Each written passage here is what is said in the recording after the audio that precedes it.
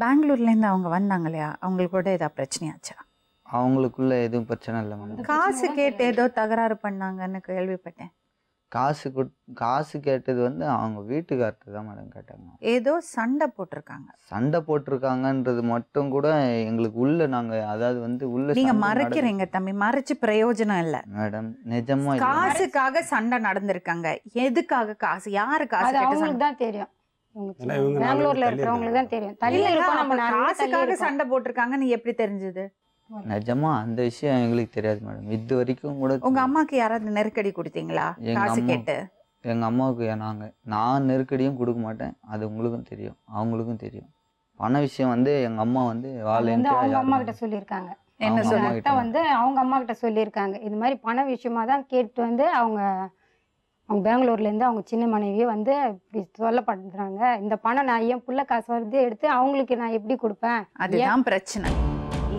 இது வரத்துக்காக தான் இவ்வளோ நேரம் நான் வெயிட் பண்ணேன்.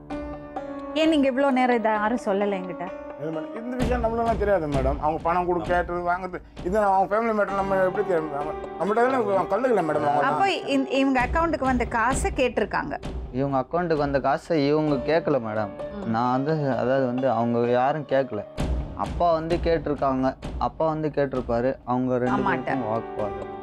அப்பா வந்து அடிக்கல, எதுவும் பண்ணல, அதெல்லாம் எனக்கு தெரியும். அதை அடிச்சிருந்தா அம்மா என்கிட்டே ஓடி வந்துட்டு 41 வயசுல அனுபவிக்க கூடாது இதெல்லாம் அனுபவிச்சுட்டாங்க.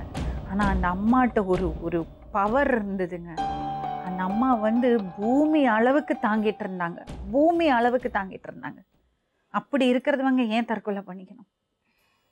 அப்போ இவர் ஹாஸ்பிட்டலில் கூட சொல்லியிருக்காரு மேடம். அந்த அவங்ககிட்ட நான் போகிற இடத்த நீ வரக்கூடாதுன்னு சொல்லிட்டு அப்படியே ஹாஸ்பிட்டல்லேருந்து அனுப்பிச்சி விட்டுருக்காரு மேடம். டெத் அன்னைக்கு கூட தம்பி கால் பண்ணி சொன்னான் அவங்ககிட்ட. யார்கிட்ட? அவங்க பெங்களூர்ல இருக்காங்க பார்த்தீங்களா, அவங்ககிட்ட. அவங்க வரல. ஏன் அப்படி சொன்னாங்க? அது நம்மளுக்கு தெரியாது மேடம். ஏன்னா எங்க அத்தை சாவுக்குள்ளே எல்லாருமே வந்து அவங்க போட்டு அடிச்சாங்க. எல்லாம் நீ வந்த காரணால தான் அவங்கள வந்து சாவடிச்சு, நீ தான் எல்லாம் பிரச்சனையே ஒன்னால தான் வந்துச்சுன்ட்டு உங்க பாட்டி வந்து அவங்கள போட்டு நல்லா அடிச்சாங்க. வெள்ளி, சனி, ஞாயிறு, திங்கள் 4 நாளைக்கு நீ இந்த வீட்டுக்கு வரக்கூடாது. யாரு சொல்லியிருக்காங்க? இந்த அக்கா சொன்னது, சரதானி அக்கா வந்து அவங்க அம்மாட்ட சொன்னது. அன்னைக்கு டெத் ஆன அன்னைக்கு ஈவினிங் வந்து அவங்க தம்பியும் வந்து பக்கத்தில் ஒரு அகரமல்லி வீட்டுன்னு வரும், அங்கே போயிட்டு இருக்காரு மேடம். அவங்க சர்தானியோட தம்பி அவர் அங்கே போயிட்டு இருக்காரு மேடம். இவங்க வீட்டில் இருந்திருக்காங்க.